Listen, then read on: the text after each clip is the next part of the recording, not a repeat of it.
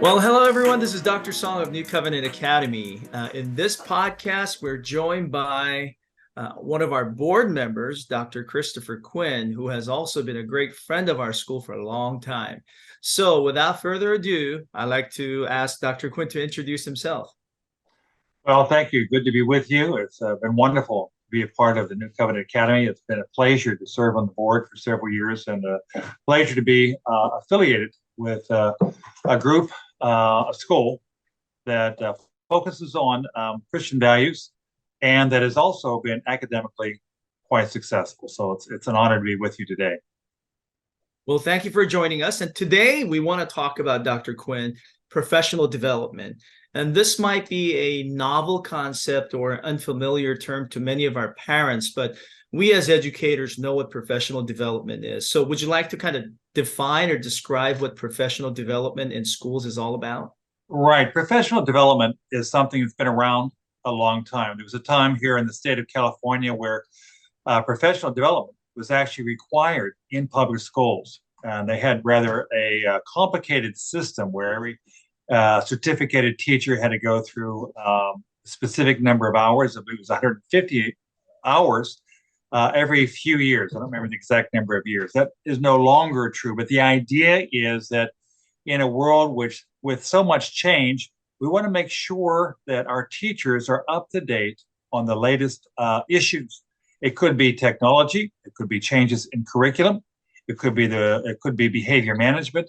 There are many different areas in which professional development is needed. So what the whole idea is to make sure that our teachers, whether it's New Covenant Academy or anywhere else, that the teachers are up to date on the most effective ways to meet the needs of their students and colleagues in the schools.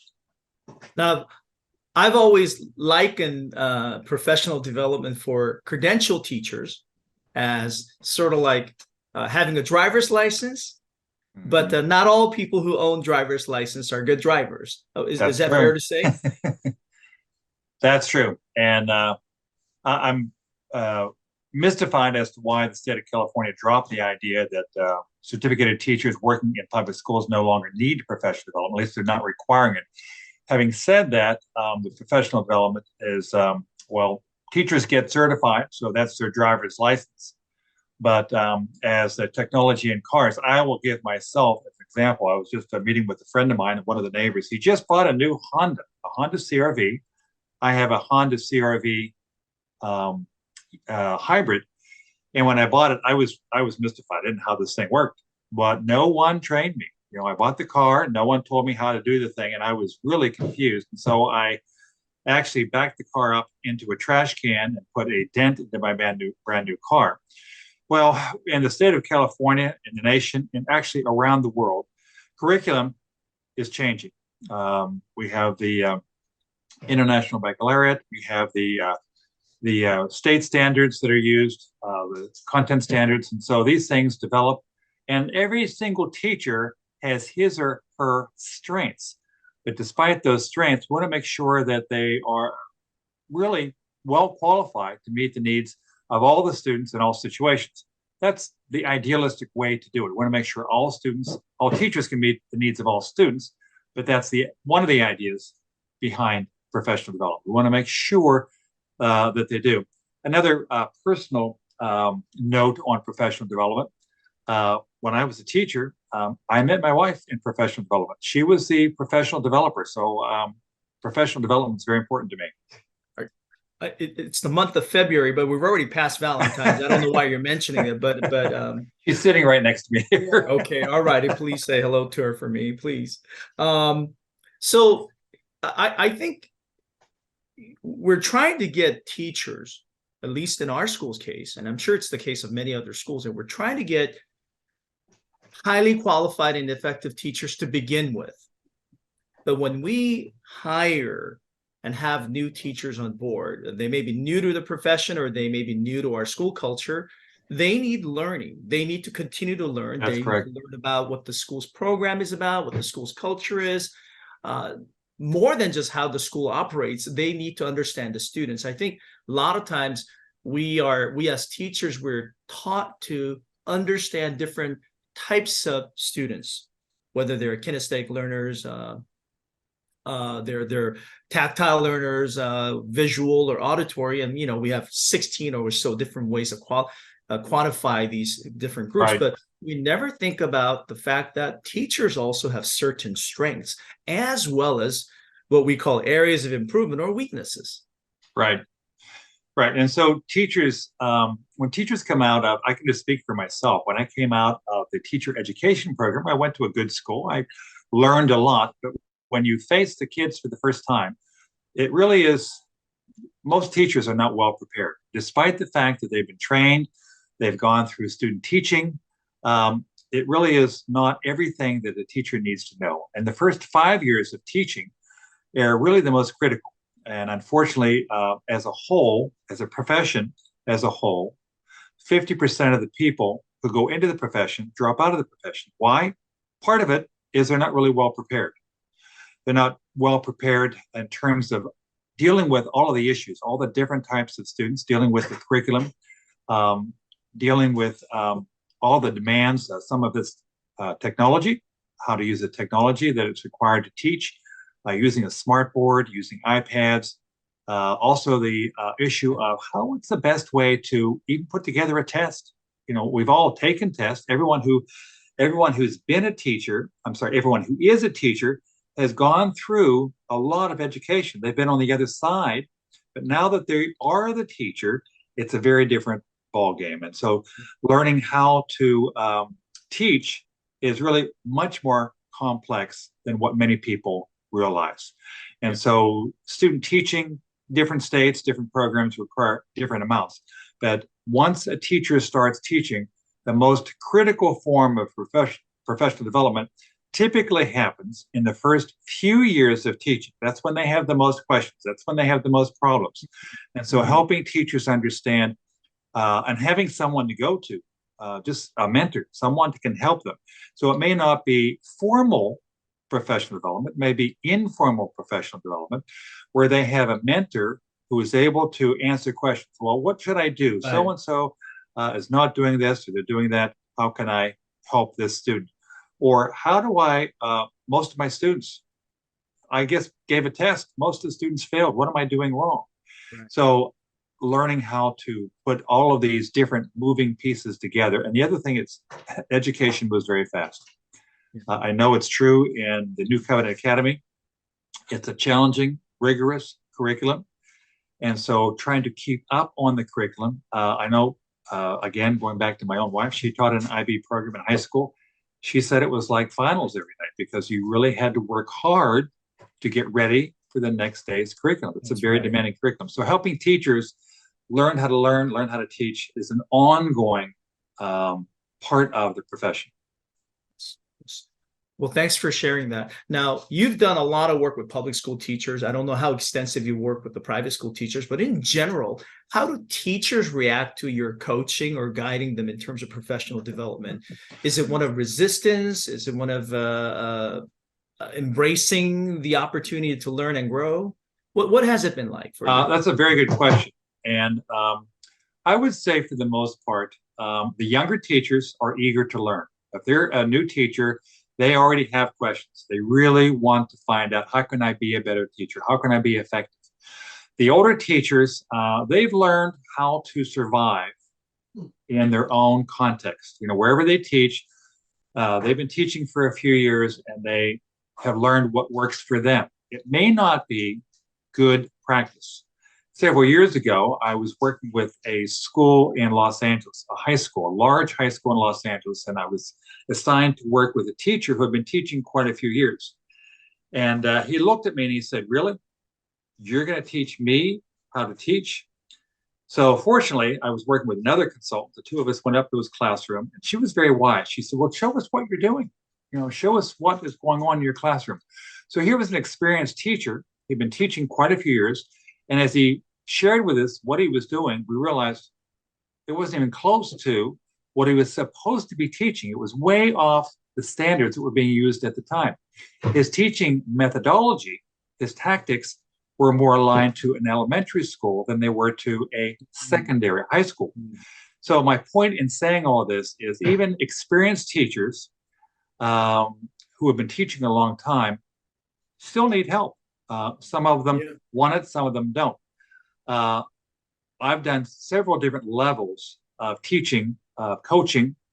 Sometimes I'm the presenter. I'll stand before a group of teachers and I'll present the latest research on the best practices for being a teacher. I'll go through that, we'll get questions. And my experience has been the elementary teachers, the most receptive to learning, middle school teachers, somewhat less receptive, and the high school teachers are the least receptive. Some at times could be rather defensive and argumentative. They feel as if they already know a lot about teaching, and some of them do. And I will frequently tell teachers that some of what I'm going to go through today, as I go through the research on effective teaching, some of what I'm going to go through, you're already doing. This is exactly how you are teaching, but you're also going to see some things that I want you to consider today. How might you enhance your teaching experience so that you're more effective in what you do? Right. So going through the different levels of working with teachers, the easiest, the least resistance is when I'll stand before a group of teachers and I'm presenting the material. I'm talking, I'm doing some, asking them to interact with their colleagues. They'll ask some questions, not too difficult. The next level is when I sit down with a teacher or a group of teachers and I work with them in developing a research-based lesson plan.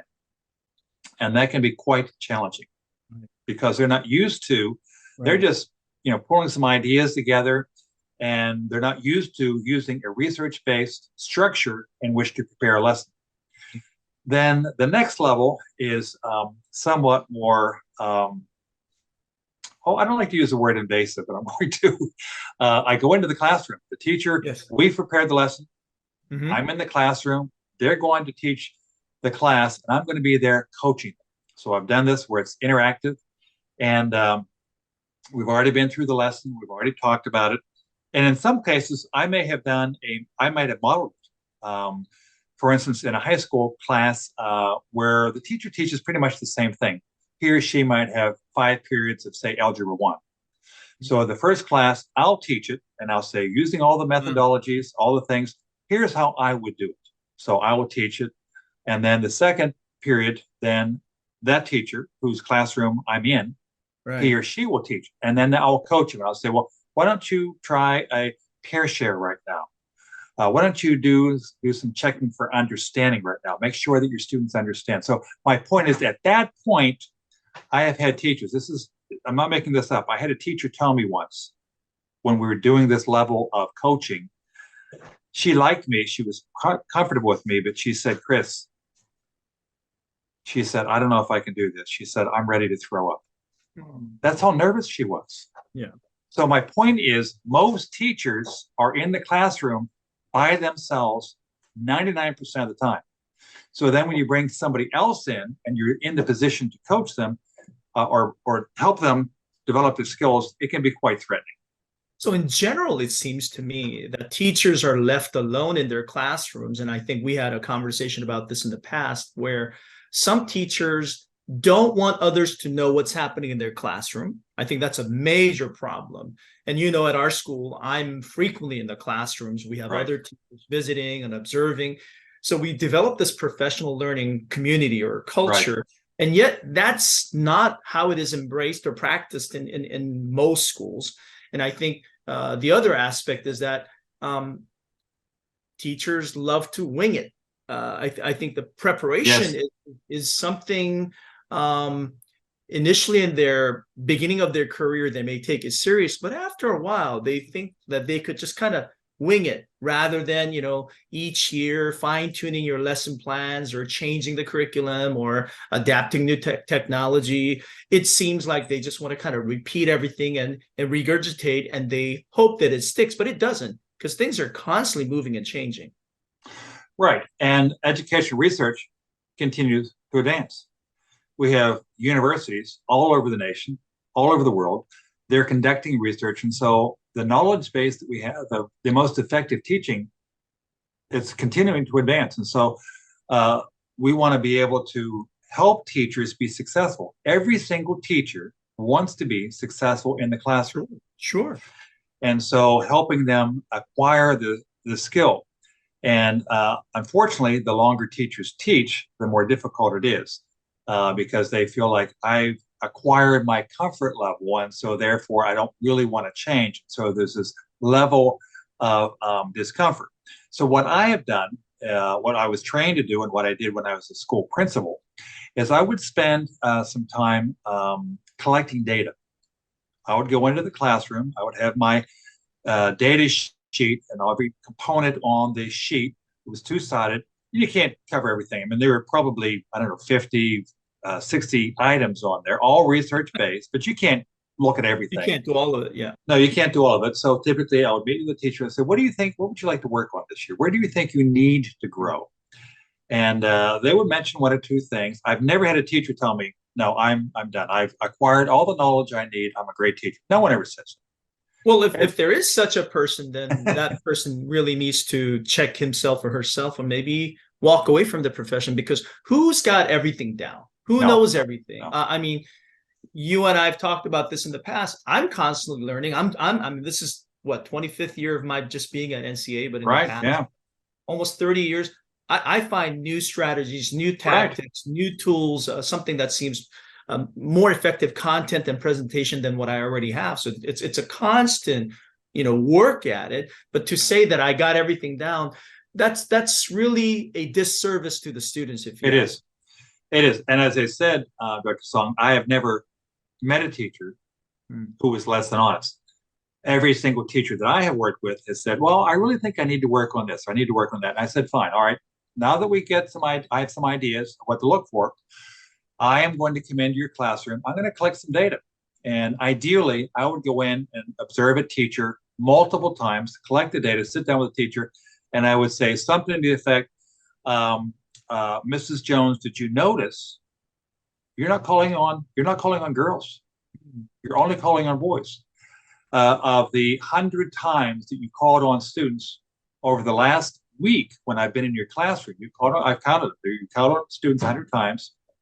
75% of the time you called on boys, you only called on girls 25% of the time, which actually is consistent with the research. Research shows that most teachers, whether the teacher is male or female, most teachers call on boys more than girls. But my point is, I would sit down, share the data with the teachers and say, do you realize this is what you're doing?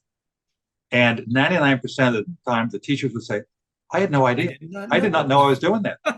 And it's not just who they're calling on, or it may be something like, do you realize that you talked for 20 minutes without one student talking in your classroom? Right. Oh, really? I went most 20 teachers minutes? would love to be the conveyor of the information and data rather than engaging in discussion and analysis. I mean, going to your calling on the students, you've actually stood in front of our teachers years ago, and you've done this well before COVID, and you showed us how to do that with your jar with the names, popsicle sticks. So there's so many teachers at our school who are doing this now. Oh, good. Well, yeah, because we're actually good learners. I think in order to be a good teacher, you have to be a good learner. That's and right. There are teachers who just make those popsicles, at the beginning of the year and start calling them the names of the students, and everybody's anticipating for their name to be called out instead of saying, well, if I don't have to raise my hand and I don't get called on, I just go right by. I just slide right by. And there's Johnny and Bobby and Melissa who always raise their hands, and they're going to get called on. And I don't have to open my mouth at all. And they just skate right by. And that doesn't happen at our school. And, it's part of it is what you shared with us. Good. They're good to know. I'm glad, because that was quite a few years ago that we shared that research and that that technique. Yeah. And it is extremely effective. One of the greatest compliments I had as a teacher, I was teaching AP Spanish in a high school a few years ago, and I was using that random non-volunteers, making sure that every single student was picked on, and not picked on, but chosen to participate. And sometimes I'd call on the same student, and the student would say, you just called on me. I said, yep, it's random non-volunteers. You can get called on more than once. But the best compliment I got was, Dr. Quinn, this is the only class that I have in this school where I have to pay attention. Right. Wow. And Yeah. it wasn't, I mean, it wasn't really all that dramatic. It's a very simple procedure to use. And what it does is it does a couple things. Dr. Song, you mentioned a couple of minutes ago about, the need for growth, professional development growth. But I think what most teachers want is they want to be successful. They want to enjoy their work. Right. I think most teachers really do want to learn. They want to get better at what they're doing. And so professional development becomes an important part of what they're doing. And so I think there was a time, maybe before maybe when the content standards came in, where people were there was much more freedom in teaching what you want to teach. Whereas today, content standards have been around for a good 20, 25 years. And so teachers don't have to pick. It's really defined what you're supposed to be teaching. So as a result, I think teachers have looked at the content and said, well, I don't really know how to teach this. And so I need help. So I think that's something I've heard with a little bit more frequency when I've done the consulting work. So I think teachers want to grow professionally. I think they want answers to the questions. And I think my observation has been, it's just anecdotal, is that I started doing the consulting, working with groups of teachers probably close to 20 years ago. And what I noticed over the course of time is that the later in my consulting, the number of teachers who really wanted to learn increased. They weren't saying, well, I already know what I'm doing, or I don't really need you. No, they were legitimately wanting to learn better ways of being a more effective teacher. I'm so glad that I'm speaking with you. And I think part of what we want to talk about may have to go into the next session, because can you believe it? 20 some minutes have flown by already. I know when you and I talk, we could talk for probably days. That's exactly right. Yeah, we've done that before, and we need to do it again real soon. But then again, so I just want to wrap up this episode of our conversation that one, teachers need support. They need help. And most teachers do want that help. But we need to provide that help instead of saying, hey, sink or swim. You're on your own. You're in the classroom. Make it work. I think that's the old school way. Right. We have content standards. Now that we have content standards and we're holding teachers accountable so that the student results will be exactly what we desire, then we need to coach them. And I know that you will be working with us, some of our teachers in the next few weeks. So we're excited about that. We look forward to having you. God knows, we can't afford to have you at our school when you were in your days, when you were consulting. So we just love to work with you, and we look forward to doing that. So today, in this first session in my conversation with Dr. Quinn, I will end this episode saying that professional development and coaching is an absolute necessity in this profession of teaching. And if your parents who are listening to this podcast understand that at NCA, we not only hire great teachers, and I define great teachers as highly qualified and highly effective, but we need to continually provide ongoing training so they could be what I believe master teachers in 5 to 7 years. That's my personal goal, that after being at our school for 5 to 7 years, that our teachers will be master teachers, ones who are invested in their professional development continually and share their knowledge and experience with other novice or new teachers so that they themselves could develop over time. I know that I've learned so much from Dr. Quinn, and I'm always learning from others and sharing, but Dr. Quinn has also been a mentor to me and has taught me a lot of stuff that I practice here. So I look forward to seeing Dr. Quinn in action with our teachers. So we're going to end our first episode with Dr. Quinn here on professional development. And please join us for the second session as well. Thank you.